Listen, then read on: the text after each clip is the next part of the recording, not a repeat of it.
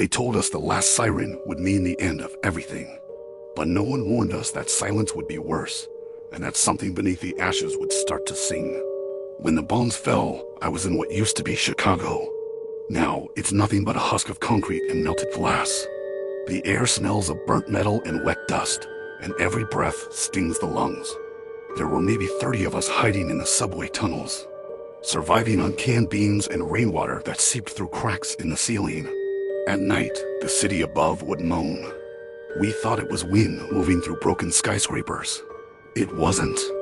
3 days after the final detonation, I woke to a sound soft, rhythmic, almost melodic. It echoed through the tunnels like a lullaby drifting underwater. A woman's voice, then another and another. Their tones rose and fell together, forming words I didn't understand but somehow felt drawn to. Nobody wanted to admit hearing it at first. But that morning, when we gathered by the fire, Marcus said, "Did anyone else hear singing?" Everyone froze. The youngest survivor, Abby, nodded. They were calling names. My name. The group went quiet. The only sound was the distant dripping of water from the ceiling. We told ourselves it was just our minds cracking under pressure. Radiation sickness, hallucination, anything but real voices. That night, the singing returned closer this time. It echoed from beneath the tunnel floor, faint and desperate, like someone buried alive was humming through the earth. Marcus was the first to go looking. He said he'd heard his wife's voice.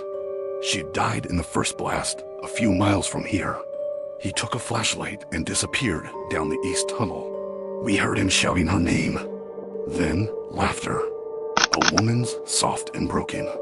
Then silence. We searched for him the next morning. His flashlight was still on, lying near the drainage grate where the concrete had cracked open. There was no blood, just footprints leading toward the fissure his, and smaller ones beside them, like bare feet coated in soot. By the 5th night, half the group had gone missing. Every time the sirens began their eerie chorus, someone would vanish by morning. I tried not to listen.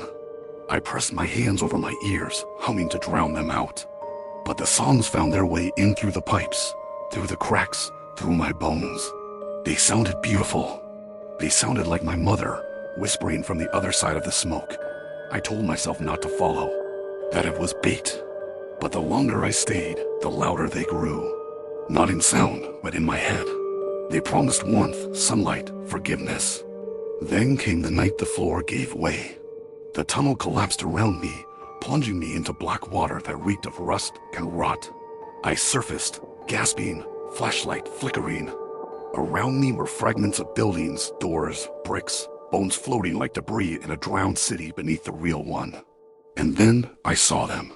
Figures moving in the dark water, pale and thin, their eyes hollow. Their mouths open, and the singing began again, muffled, haunting. They were the ones who'd gone missing. Marcus was among them, his lips gray, his body moving like a puppet beneath the current. I tried to swim back, but they reached for me. Hands cold as glass brushed my ankle. The voices rose in harmony, echoing in the dead air above the water. Somehow, I crawled back through the debris and out of that hole. I don't remember how long I ran before finding another tunnel where the others were hiding. Only 4 of us left. We sealed off that section, blocking it with whatever we could find. For a while, the singing stopped. But last night, I woke to it again.